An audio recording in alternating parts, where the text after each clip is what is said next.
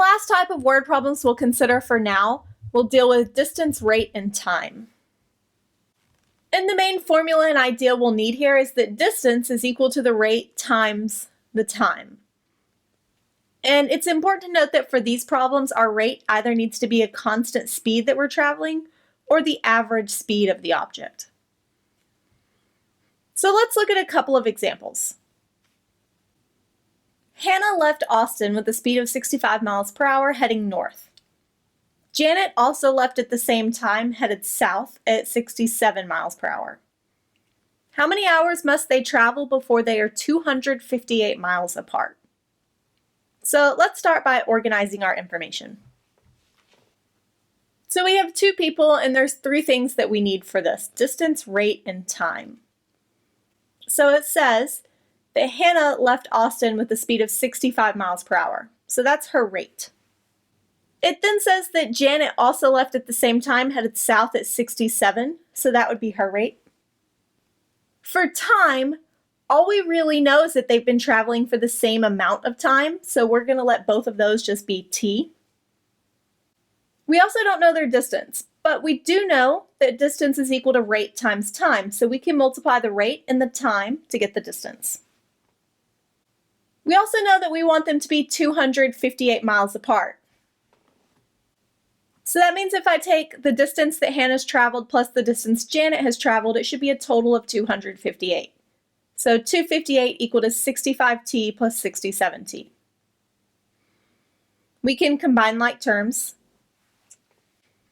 That gives us 258 is equal to 132t. We then divide both sides by 132 to get 1.95 is equal to t. Therefore, they would need to travel 1.95 hours before they are 258 miles apart. Let's look at another one. A cargo plane flew from the US across the Atlantic at 205 miles per hour and flew back to the US at 225 miles per hour. Given that the first trip was 2 hours longer, how long was the return trip? So once again, we're dealing with distances and speeds. So let's start by organizing this information. We know that the plane flew at 205 miles per hour and then back at 225. So those are the two rates.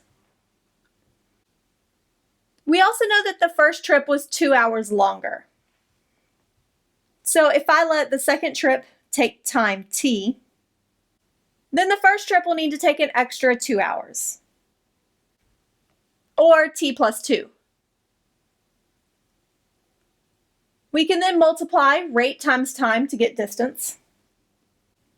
And the key to this problem is to realize that the length of the trip was the same both ways. We just went there and went straight back. So the actual distances are the same. So we should be able to set these two distances equal to each other. So I have 205 times t plus 2 is equal to 225t. We can distribute to get rid of our parentheses. That gives us 205t plus 410 equal to 225t. We can then subtract 205t from both sides. That then gives us 410 equal to 20t. We then divide both sides by 20. We then get that t is 20.5. So the return trip took 20.5 hours.